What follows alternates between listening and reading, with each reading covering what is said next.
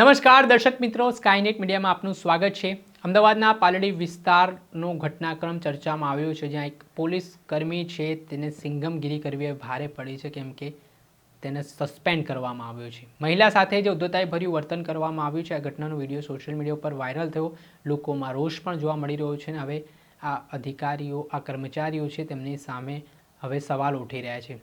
ઘટનામાં બંસરીબેન ઠક્કર નામના જે મહિલા છે તેઓ પાલડી વિસ્તારમાંથી પસાર થઈ રહ્યા હતા, દરમિયાન પોલીસકર્મી તેમને અટકાવે છે, તેમના પાસેથી જે લાયસન્સ હોય તેની માંગણી કરે છે। ત્યારબાદ આ જે મહિલા છે તેઓ પોલીસકર્મીનો આઈ કાર્ડ માંગે છે, આઈ કાર્ડ આપવામાં આવે છે પોલીસકર્મી દ્વારા। ત્યારબાદ આઈ કાર્ડ આપવા જતાં મહિલાથી છટકી જાય છે આઈ કાર્ડ ને નીચે પડી જતાં મામલો બીચકે છે અને વાત છે તે મારામારી સુધી પહોંચે છે। આ ઘટના મામલે શું કહી રહ્યા છે એ પીડિત મહિલા, તેમને સાંભળો।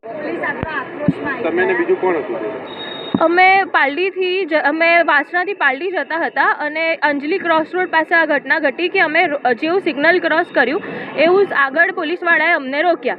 જેવું પોલીસવાળાએ રોક્યા અમે એક સેકન્ડમાં સાઈડમાં આવી ગયા કે પોલીસવાળા બોલાવે છે જઈએ। પછી સાઈડમાં પાર્ક કરીને એમને ઊભા રાખ્યા તો એમને કહ્યું કે લાયસન્સ કાઢો। તો મેં કીધું કે હા સાહેબ। પછી એમને કીધું કે મતલબ મેમો બનાવી દઉં હું તમારો, મેમો બનાવી દો। મેં કીધું જે કરો એ તમે મેમો બનાવી દો। તો કે લાયસન્સ આપો ને મેડમ, લાયસન્સ આપો ને, એવી રીતે બોલવા લાગ્યા। મેં કીધું હું કાઢું છું લાયસન્સ, મારા પર્સમાં લાયસન્સ હતું એટલે મારે મારી બેગ ખોલીને અંદર લેપટોપ ને બધું હતું, તો મેં કીધું 2 મિનિટ લાગશે તો હું કાઢતી હતી। ત્યાં સુધી અમે કીધું ફટાફટ કરો, લાયસન્સ આપો, કારણ કે એમને અમારી સાથે 2-3 જણે બી કદાચ ઊભા રાખ્યા હતા, શું હતું એ ખ્યાલ નથી। તો એમને કીધું કે લાયસન્સ આપો।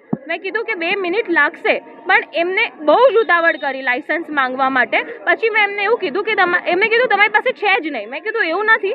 પછી મેં મારું ઓલા ઇલેક્ટ્રિક પાર્ક કર્યું અને એમાં સ્ક્રીન પર બી મારે લાયસન્સ આવી જાય, બિકોઝ મેં જ્યારથી એ પરચેસ કર્યું છે એમાં ડોક્યુમેન્ટ્સ અપલોડેડ જ હોય, તો મેં મારું લાયસન્સ હું એક ક્લિકમાં એમને બતાવી શકું, મારું ડ્રાઇવિંગ લાયસન્સ। એટલે મેં એ ક્લિક કરવા માટે ખોલ્યું અને પછી મેં એમને કીધું ને કે હું સ્ક્રીન પર બતાવું છું, તો એ કહે કે પોલીસ હોય ને। મેં પછી એમને બહુ જોરથી બોલવા માંડ્યા। મેં કીધું તમે પોલીસ છો, તમે આ રીતે વર્તન કરો છો, આટલું જોરથી વાત કરો છો, શાંતિથી વાત કરો, હું બતાવું છું ને તમને। તો એમને કીધું કે જો કાર્ડ હોય ને તો હું પોલીસ છું, કાર્ડ હોય ને આમ બતાવાય તરત। એમને એમનું કાર્ડ આગળ કર્યું। જેવું એમને કાર્ડ આગળ કર્યું મેં જોયું એ કાર્ડમાં એ પોલીસ જ હતા અને એ એમના ફરજ પર જ હતા, તો મેં એમને કાર્ડ પરત કર્યું। જેવું હું એમને કાર્ડ પરત કરવા ગઈ ને એવું એમનાથી ના પકડાયું અને કાર્ડ હાથમાંથી છૂટી ગયું, કાર્ડ નીચે પડી ગયું। તો એ કાર્ડ નીચે પડી ગયું તો એ એકદમ આક્રોશમાં આવી ગયા કે તમે મારું કાર્ડ ફેંક્યું જ કેમ, ચાલ નીચે ઉતાર। એમને મારો હાથ ખેંચ્યો અને મને એક્ટિવા પરથી ઓલા પરથી નીચે ઉતારવાની કોશિશ કરી। હવે મેં એમને કીધું તમે હાથ કેમ અડાયો? મને બહુ જ અનકમ્ફર્ટેબલ ફીલ થઈ ગયું કે આવી રીતે કોઈ મને હાથ કેવી રીતે ખેંચીને નીચે ઉતારી જાય, અને એમને હાથ બી બહુ જોરમાં પકડ્યો હતો। મેં કીધું તમે આ રીતે કેવી રીતે કોઈને અડી શકો, તમે અડી શકો નહીં, એવી રીતે અમારી વચ્ચે તું તારી બોલવાનું થયું। પણ એ બોલીએ છે ને એ પહેલાં એમને મને એક લાફો ઝીકાવી દીધો અહીંયા આગળ, જેથી અહીંયા બધું સૂજી ગયું અને મને મારો કાન સૂન પડી ગયો। એટલે હું ડરી ગઈ। એ મેં તરત મારો ફોન કાઢ્યો, મેં કીધું પોલીસ છે પણ મારી શકે નહીં। મને ત્યારે એ એક જ મીડિયમ લાગ્યું કે મારી હેલ્પ થઈ શકે, એ મેં વિડીયો ચાલુ કરી દીધો। મારી પાછળ જે હતા એમને બી વિડીયો ચાલુ કરી દીધો। એ સ્પેનમાં બી એમને ફટાક કરીને એક ફેટ મારી, તો એ ફેટ મારીને એ વિડીયોમાં બી કેપ્ચર થઈ ગઈ અને મને અહીંયાથી લોહી નીકળવા લાગ્યું અને મને અહીંયા વાગ્યું, જે દાંત મારો હતો એ હલવા માંડ્યો અને મને બહુ જોરથી વાગ્યું। તે કર્યા પછી અમે 112માં મદદ માંગી કે અમે 112માં કોલ કરીશું, અને એ 112માં કોલ કરવા માટે ત્યાં કરતા હતા ને, વિધિન ધેટ ટાઈમ એમને કહી દીધું કે તમે પોલીસને બોલાવો, તમે ગમે તે કરો, પાલડી વિસ્તારમાં મારા વિરુદ્ધ કોઈ ફરિયાદ લેશે નહીં।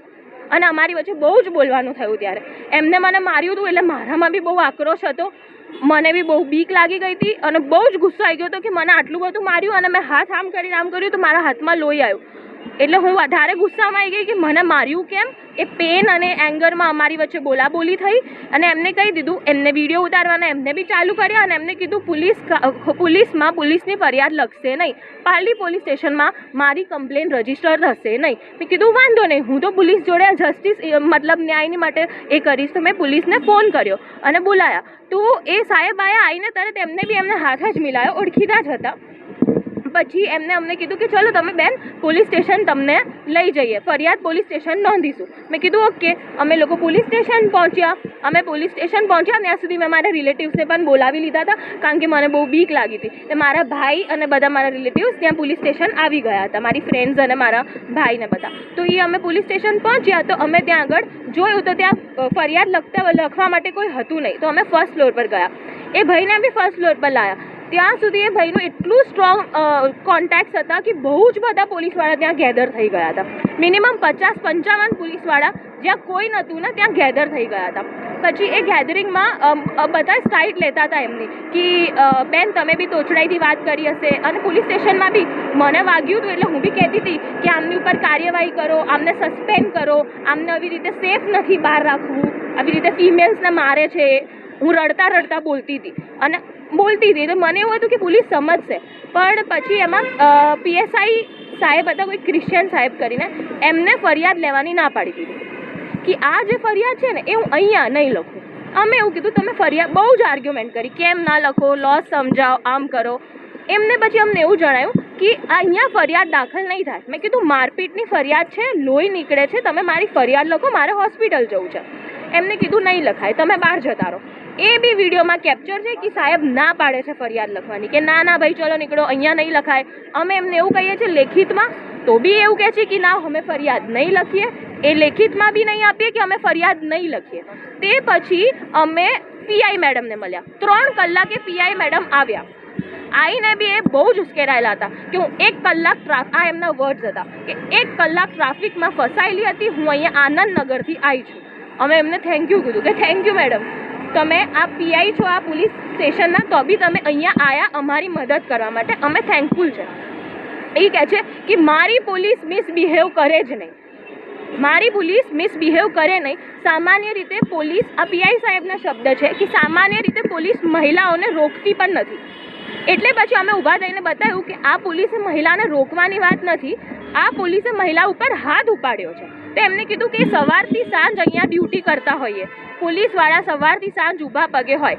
પોલીસ સ્ટેશનમાં બેસવું તો બી કમ્ફર્ટેબલ છે, પણ રસ્તા ઉપર ઊભું રહેવું કમ્ફર્ટેબલ નથી. એટલે તમારા જેવા કેટલા લોકો એમને મળતા હોય, કેટલા અલગ જાતના વિચિત્ર પ્રકૃતિના લોકો એમને મળતા હોય. એટલા માટે એમને આવું કંઈક બનાવ બની ગયો એવી રીતે. મેં કીધું તો મેડમ બનાવ બન્યો એમાં મારવું વ્યાજબી છે? તો કે ના નથી, હું સ્વીકારું છું કે એમને ના મરાય, પણ જો તમે ફરિયાદ કરશો અહીંયા કે ક્યાંય બી તો તમારા વિરુદ્ધ ફરિયાદ થશે, એની ચકાસણી હું લઈશ. બિકોઝ આ પોલીસ છે, તમે પોલીસની વિરુદ્ધ જાઓ છો જે ડ્યુટી પર હતી.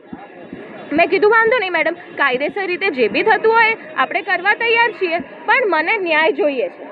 બરાબર, કોઈ બી સજા, કોઈ બી મેં કંઈ બી બોલ્યું હોય, કંઈ બી કર્યું હોય, એની સજા એ નથી કે કોઈ લેડીઝને કોઈ મારવા માંડે વિધાઉટ સત્તા. તમને એવું લાગ્યું કે મેં મિસબિહેવ કર્યું એ સાહેબને, તો એ સાહેબ કોઈ મહિલા કોન્સ્ટેબલને બોલાવી શકતા હતા. એ મને અડી ના શકે, કોઈ કાળે બી મહિલાને તમે અડી શકો નહીં, ગમે તેટલું હોય. આપણે કશું એવું કર્યું નથી. પછી PI સાહેબે મને પર્સનલમાં બોલાવી, બધા ત્યારે જોડે હતા, બધાને બહાર મોકલી દીધા કે અહીંયા નહીં લઈએ ફરિયાદ. પછી PI મેડમે મને બોલાવી અને જોરથી બોલ્યું શું કરવું છે બેન તારે, એવી રીતે મને દબાવવાની કોશિશ કરતી હતી 100%. એમને કહ્યું કે શું કરવું છે તમારે, શું કરવું છે તારે, કરવાનું છે આગળ, અને જો તમે કરશો તો તમારા વિરુદ્ધ બી ફરિયાદ થશે. મીનવાઇલ અમને એવો વિચાર આવ્યો કે અમારા વિરુદ્ધ થશે, પણ સેફટી તો બધી ફિમેલ્સની, આમાં એકમાં આગળ પડવું પડશે, સ્ટેન્ડ લેવું પડશે, પણ સેફટી તો બધી ફિમેલ્સની આવશે ને. એટલે અમે એવું કીધું કે વાંધો નહીં મેડમ, કાયદેસર રીતે જે થતું હોય એ કરો, અમે ફરિયાદ કરવા તૈયાર છે. ભલે મારી વિરુદ્ધ ફરિયાદ, મારી વિરુદ્ધ જે ફરિયાદ થશે, જે સજા હશે એ હું ભોગવવા તૈયાર છું, પણ આ એક્સેપ્ટ કરવા હું તૈયાર નથી. એટલે એમને એવું કહ્યું કે તમે ગાડીમાં બેસીને બીજા પોલીસ સ્ટેશન જાઓ અને ત્યાં લખાવો, અહીંયા તો હું નહીં જ લખું. તો અમે કીધું મેડમ લેખિતમાં આપી દો. ના લખતા, અમે તમને એવું ફોર્સ ના કરી શકીએ, અમે તમારું રિસ્પેક્ટ કરીએ છીએ, તમે રિટર્નમાં આપી દો મેડમ કે અમે ફરિયાદ નહીં લઈએ. બરાબર, તો મેડમે કીધું કે ના તમે અહીંયાથી જાઓ, અને જોરથી ચિલ્લાવા લાગ્યા. એટલે મારો ભાઈ આવી ગયો, મારા ભાઈને બી એમને તોછડાઈથી ઇન્સલ્ટ કર્યું કે બે તને કેબિનમાં બોલાયો તો તું આવ્યો, કેમ આવ્યો છો અહીંયા, એકદમ જોરથી. પછી મેં એમને કીધું કે તમે પોલીસ છો, પોલીસની કામગીરીની અમે રિસ્પેક્ટ કરીએ છીએ, પણ તમે આટલી તોછડાઈથી જોરથી વાત કરશો નહીં આ એક્સેપ્ટેબલ નથી મેડમ. પણ પછી એમને કહ્યું કે આ કમ્પ્લેન બી એક્સેપ્ટેબલ નથી મેડમ, એવું કહીને અમે બહાર આવી ગયા. પછી ઘણા પોલીસવાળા અમારા સાથે આવ્યા, એમને કીધું કે મેડમ માફ કરી દો, જવા દો, સમાધાન કરી દો. મીનવાઇલ અમુક પોલીસવાળા આવીને અમને ધમકી આપવાની કોશિશ કરી કે તમારી ઉપર એટ્રોસિટી લગાવી દેશે, તમારી ઉપર કાયદાને તોડી પોલીસની કામગીરીમાં દખલઅંદાજીના ગુના નોંધશે, તમારી પર પોલીસ નોંધશે મોટા સિક્યોરિટી જે હોય ને કે નોર્મ્સ.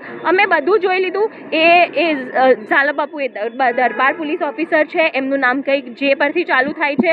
એ બહુ જ અગ્રેશનમાં હતા અને જ્યારે એમને મને માર્યું ને ત્યારે એમના જ 2 પોલીસવાળાએ એમને 2 હાથે પકડીને રોકવા પડે છે. અગર ત્યાં એ 2 પોલીસવાળા ના હોત ને તો આજે મને લાકડીથી મારી કાઢત. એ મેં ખુદ જોયું ના, એ બહુ અગ્રેશનમાં હતા. હજી પોલીસ ફરિયાદ થઈ નથી, હજી પેલું જ થયું છે, અરજી થઈ છે. અને હા પાલડી પોલીસ પીઆઈ છે. એ મેડમનો પછી મને એવો અપ્રોચ હતો આજે. કાલે મેં પછી મીડિયાને બોલાવીને બધી હેલ્પ લીધી હતી કે પ્લીઝ મારી હેલ્પ કરો. મેડમે મીડિયાવાળા જે પીએસઓ છે એમને ત્યાં બી એક મીડિયાવાળા સર છે જેમને આવીને એમને ક્વેશ્ચન કર્યા હતા એ પીએસઓ સરને કે તમે ફરિયાદ કેમ નથી લેતા, અરજી જ કેમ લીધી તમે ફરિયાદ? આમાં તો તમારે આગળ લઈને ફરિયાદ લખાવી જોઈએ ને. અગર આ બેન અરજી કરતા હોય ને તો બી જવાબદારી તમારી છે કે તમે એમને ગાઈડ કરો. પણ એ બધું કંઈ થયું નહીં. અને પછી આજે મેડમ અપ્રોચ કરે છે કે તમારે ફરિયાદ લખાવી હોય તો તમે આઈને લખી જજો, અમે લેવા તૈયાર છીએ. કેવી હાલતમાં હતા પોલીસ કર્મચારી? કે નશામાં હતા કે ના, નશામાં નહોતા. બિહેવિયર એ પ્રમાણે બિહેવિયર એમનો બહુ ટોક્સિક હતો અને એ બહુ ડેન્જરસ હતો. એક ફિમેલ માટે તો એ બહુ ડેન્જરસ હતો. તમે વિડીયો ઝૂમ કરીને જોજો, એમનો જે ગુસ્સો હતો, એમનો જે એ લાકડી તરફ દોડીને હાથ આમ કરીને નીચેથી ઉપાડીને એ એમના જે એંગરના એ જે બધા કહેવાય ને કે સિમ્ટમ્સ હતા, એ કોઈક સાયકોલોજીકલ ડિસઓર્ડર કહી શકાય આપણે, કે એટલા ગુસ્સે થઈ ગયા હતા ઓન ધ ટાઈમ કે એમને એવું હતું કે હું મારી જ દઉં. કોઈ કેદી ગુનેગારને કેવું એ મારવા માંગતા હોય એવું એમને મારી ઉપર આક્રોશ આવી ગયો હતો. હું એટલું કહું છું કે એ એવું કહે છે કે તમે એવું કંઈ બોલ્યા, તમારું કંઈ એવું બોલવાનું હતું, પણ હું એવું કહેવા માંગુ છું, હું એવું બધાને પૂછવા માંગુ છું, એવું તો શું બોલ્યા હોય ને એટલું બોલવામાં તો એમને શું લાગી આવ્યું કે એમને હાથ ઉપાડવો પડ્યો.